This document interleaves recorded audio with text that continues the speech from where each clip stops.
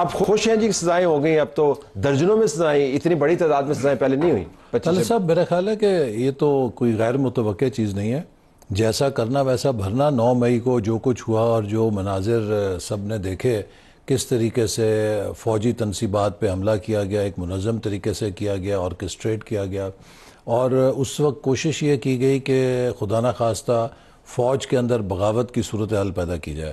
میں سمجھتا ہوں کہ یہ تو بہت سنگین جرم تھا جو کہ شاید اتنی دیر لگی انصاف کے تقاضے پورے کرتے ٹاپ ہوئے. ٹیئر ایک جماعت آپ کے سامنے جو ہے اس کا ٹاپ ٹیئر جو ہے وہ اڑ گیا ہے دیکھیے مکمل طور پر. یہ اڑا اپنی حرکتوں سے ہے نا، کسی نے تو نہیں. میں آپ کو ایک نہیں درجنوں باتیں بتا سکتا ہوں کہ ٹاپ ٹیئر نے ہی جماعت کو اس حالت میں پہنچایا. آپ مجھے بتائیں کہ جب ووٹ آف نو کانفیڈنس ہوا ہے تو کس نے مشورہ دیا تھا کہ اسمبلیوں سے استعفیٰ دے دیں؟ اگر ٹاپ ٹیئر عقل کا مظاہرہ کرتی تو آپ یقین کیجئے 16 مہینے جو ہے ہمارے لیے کوئلوں کے اوپر چلنے والی حکومت ہو جاتی. پنجاب اور کے پی کی حکومتیں جہاں اپنی تھیں انہیں توڑنے کا کس نے مشورہ دیا تھا؟ ٹاپ ٹیئر نے دیا تھا نا. وہ تو سیاسی غلطی ہے نا. I'm sure آپ کی جماعت نے بھی کی ہوگی. میرا مقصد ہے کہ یہ ساری جو حماقتیں ہیں یہ ٹاپ ٹیئر ہی کی تھی نا. اسی طرح 9 مئی کا جو واقعہ ہے، آپ مجھے یہ بتائیے کہ اس ملک کے اندر کون سا بڑے سے بڑا لیڈر ہے جو گرفتار نہیں ہوا؟ آپ شروع ہو جائیں ذوالفقار علی بھٹو سے لے کر اس سے بھی پہلے، اور اس کے بعد نواز شریف صاحب، بے نظیر بھٹو صاحبہ، شہباز شریف صاحب، میں، ہماری پارٹی کے سارے لوگ. گرفتاریاں ہوتی ہیں، سیاست کا حصہ ہیں. کیا کبھی کسی نے کور کمانڈر گھر پہ حملہ کیا تھا؟ کیا کبھی کسی نے ایئر فورس کی چھاؤنی پہ حملہ کیا تھا؟ یا میں اب یعنی کہ خود اپنی بات کرنا مناسب نہیں ہے. اللہ کا شکر ہے کہ امریکہ کے بہترین اداروں سے پڑھا ہوں. مجھے امریکہ کے سب ایڈریس بھی آتے ہیں، کانگریس مین سینیٹرز کا بھی پتہ ہے وہ کون ہے، کیسے ہیں. ہم نے جھوٹے مقدموں کا سامنا کیا. کبھی کسی کانگریس مین سینیٹر کا دروازہ تو نہیں کھٹکھٹایا، کبھی ہاؤس آف لارڈز میں جا کے نہیں رونا روئے. اور ابھی بھی امریکہ میں جا کے جس طرح یہ بھیک مانگ رہے ہیں کہ کانگریس مین اور سینیٹر سے کہ پاکستان کے معاملات میں آپ مداخلت کریں، یہ وہ تھے جو کہتے تھے absolutely not. This is absolutely not. لیکن آپ نے ان کی دیوار کے ساتھ کمر لگا دی ہے نا. اب جب وہ ایک پارٹی اپنی سروائیول کی جنگ لڑ رہی ہو، اور اسی 9 مئی کے واقعات کے اندر ہم نے دیکھا درجنوں لوگوں نے پریس کانفرنسز کر کے اپنی جان بخشی کروا لی. تو یا تو آپ مجھے بتائیں نا جی کہ دیوار کے ساتھ نہیں لگا. شہباز شریف صاحب نے as a leader of opposition assembly میں کھڑے ہو کر کہا تھا کہ ہمیں تو آپ نے دیوار میں چن دیا ہے، لیکن اس کے باوجود ہمارا کانڈکٹ کبھی ریاست کے خلاف، پاکستان کے خلاف نہیں تھا. اور میں سمجھتا ہوں کہ آج پی ٹی آئی کی یا ان کی جماعت کی بہت ساری جو مشکلات ہیں وہ اس وجہ سے ہیں کہ جو آپ کے پروگرام کا نام اور عنوان ہے ریڈ لائن. ریاست کی بھی ریڈ لائن ہوتی ہے، سیاست اور ریاست میں ایک ریڈ لائن ہوتی ہے. جب بھی آپ اسے کراس کریں گے آپ جھلس جائیں گے، کیونکہ ریاست بہت ہیوی فریم ہوتا ہے. اس کے ساتھ ٹکرانا کا مطلب ہے کہ اپنا ہی سر پھوڑنا ہے. تو سر پھوڑ لیا انہوں نے، اب وہ ایرریلیونٹ ہو گئے. اس کا کانسیکوینس کیا ہے ملک کے لیے؟ زیادہ غصہ نہیں پھیلے گا؟ جو ان کی پارٹی کے ورکرز ہیں وہ اپنے آپ کو مجبور نہیں سمجھیں گے؟ آپ مجھے بتائیں زیادہ اور اس وقت احتجاج کے بعد آپ مجھے بتائیے کہ کیا 9 مئی سے اس جماعت نے کوئی سبق سیکھا؟ انڈیا پاکستان کی لڑائی ہوئی جس میں اللہ تعالیٰ نے پاکستان کو بے مثال کامیابی دی. آپریشن بنیان مرصوص کے نتیجے میں ہم پوری دنیا میں آج ہمارا ایک امیج ہی بدل گیا ہے. ہمارے آرمی چیف کو امریکہ کے صدر کھانے پہ بلاتے ہیں. کس کی مرچیں لگی ہوئی ہیں؟ انڈیا میں مرچیں لگی ہوئی ہیں. اور واشنگٹن کے اندر ان کے خلاف مظاہرہ کرنے کی کال کون دے رہا ہے؟ پی ٹی آئی کال دے رہی ہے. حالانکہ 2-4 درجن لوگ کٹھے ہوئے، زیادہ لوگ نہیں ہوئے. لیکن یہ وہ مینٹیلٹی آپ کے سامنے آتی ہے کہ ابھی بھی سبق نہیں سیکھا آپ نے. یعنی کہ آپ وہ کام کر رہے ہیں کہ جو انڈیا کو خوش کرنے والا ہے، جو پاکستان کے مفاد کے خلاف ہے. کون سا ملک ہے مجھے بتائیں کہ جو اپنے ملک کے دفاعی اداروں کے خلاف اپنی ریاست کو بین کر دیں نا. پھر دیکھیں سیدھی بات کریں، ان کو بین کر دیں. پھر اب ذریعہ عدالتیں سزائیں دے کہ آہستہ آہستہ آپ نے 1000 کٹس کے ذریعے اگر ان کو بلیڈ کرنا ہے. اس میں نہیں بلیڈ کرنے، ان کے اندر اچھے لوگ بھی ہیں، جمہوری لوگ بھی ہیں. المیہ یہ ہے کہ پی ٹی آئی کے اندر جو سیاسی ذہن کے لوگ ہیں وہ مارجنلائزڈ ہیں. اور یہ میں آپ کو بتاؤں آج کی بات نہیں ہے. جب ہم اپوزیشن میں تھے تو اسد قیصر صاحب سپیکر تھے. اچھا وہ پریشان ہوتے تھے کہ اسمبلی کا ماحول ٹھیک ہونا چاہیے، تو وہاں پر اسد قیصر صاحب، یہ اپنا یہ اسد عمر اور اسی طرح یہ علی محمد، یہ 4 5 6 بندے جو ذرا سمجھدار تھے، یہ ہمیں انگیج کرتے تھے. ہم وہاں پر جا کر بیٹھ کے رولز آف گیمز طے کرتے تھے کہ کس طرح اسمبلی چلنی چاہیے.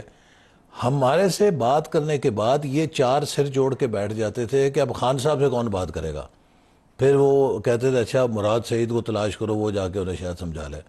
تو بات یہ کہ یہ لوگ بھی تو وہاں پر بے اثر ہے نا. پی ٹی آئی کے اندر اتنے شیڈز ہیں، ان کے اندر بھی کنسنسس نہیں. پھر جو لوگ یہاں پر تھوڑی سی سسٹم کے اندر رہنے کی بات کرتے ہیں، تو ایک خود ساختہ جلا وطن گروپ ہے، وہ یہ دعویٰ کرتا ہے کہ ہم بانی پی ٹی آئی کی سوچ کے زیادہ قریب ہیں، اور وہ پھر ان کے خلاف محاذ کھول لیتے ہیں. لیکن کسی بھی جماعت کے اندر مختلف رنگ تو ہوں گے، لیکن یہ وہی جماعت ہے تو جس نے اپنا انداز نہیں بدلا، طور نہیں بدلے، طریقہ نہیں بدلا. 9 مئی کے اندر ان کے ساتھ جو ہو رہا ہے وہ ڈیزرو کرتے. تو اسی جماعت کے ساتھ بیٹھ کے آپ نے سینٹ کے معاملات بھی طے کیے.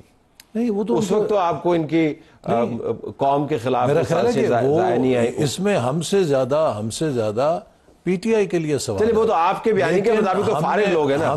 ہم نے تو اس لیے کیا کہ تاکہ ایک تعمیری طور پہ الیکشن ہو اور کسی قسم کی ہارس ٹریڈنگ کا دروازہ بند ہو.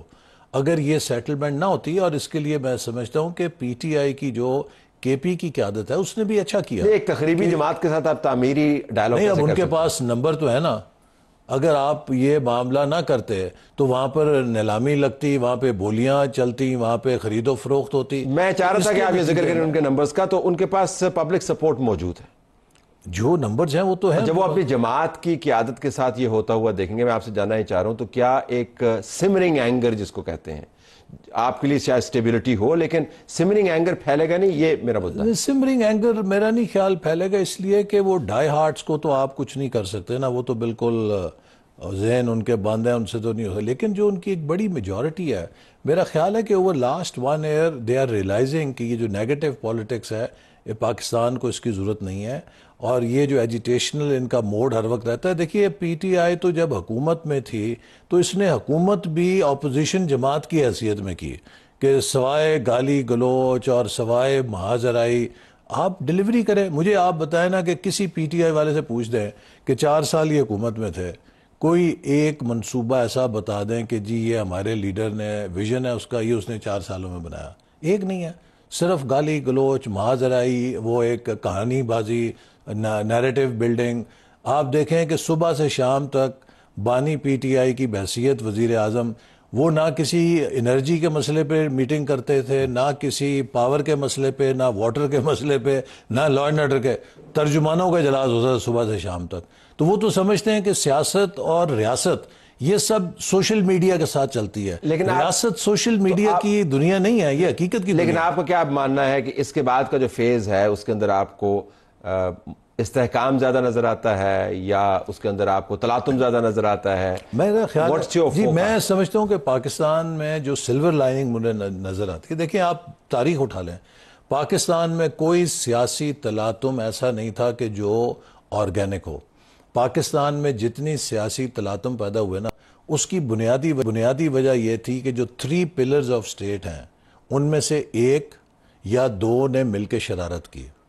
اس وقت جو پاکستان کے سیاسی پلرز ہیں، سیاسی اسٹیبلشمنٹ اور عدلیہ، مجھے ان کے اندر ایک بہت مثبت الائنمنٹ نظر آتی ہے کہ اس وقت جو دنیا کے حالات ہیں، دنیا میں جو ٹربولنس ہے، دنیا کے اندر جو اس وقت ڈسرپشن ہے، اس وقت ہر ریاست اپنے ڈومیسٹک استحکام پر توجہ مرکوز کیے ہوئے. اور ہمارے جو 3 ستون ہیں ریاست کے، ان میں بھی کم از کم اس بات پر مجھے ایک الائنمنٹ نظر آتی ہے کہ پاکستان کا داخلی استحکام پاکستان کا اس وقت سب سے قومی مفاد ہے. لیکن صرف پہلے بھی ہوتا تھا ایک پیج، صرف یہ تھا کہ آپ اس پیج پہ نہیں ہوتے تھے، پی ٹی آئی ہوتی تھی. پہلے بھی عدالت اس پیج پہ تھی، فوج اس پیج پہ تھی، انٹیلیجنس ایجنسیز اس پیج پہ تھیں، اور P T I us page پہ تھی. اب آپ آ گئے ہیں تو اس میں فرق کیا ہے؟ اس میں فرق یہ ہے کہ جب پی ٹی آئی ایک پیج کے اوپر تھی تو اس نے ملک کو کارکردگی نہیں دی، ملک کو ڈبو دیا. اور اس الائنمنٹ کو خود پی ٹی آئی کی ناقص کارکردگی نے توڑا کہ ایک پلر جو اس کو لے کر آیا تھا وہ اس الائنمنٹ سے پیچھے ہٹنے پہ مجبور ہو گیا، چونکہ ملک ڈوب رہا تھا، ڈپلومیٹکلی ڈوب رہا تھا، اکنامکلی ڈوب رہا تھا، ہم بینکرپسی کے کنارے چلے گئے تھے۔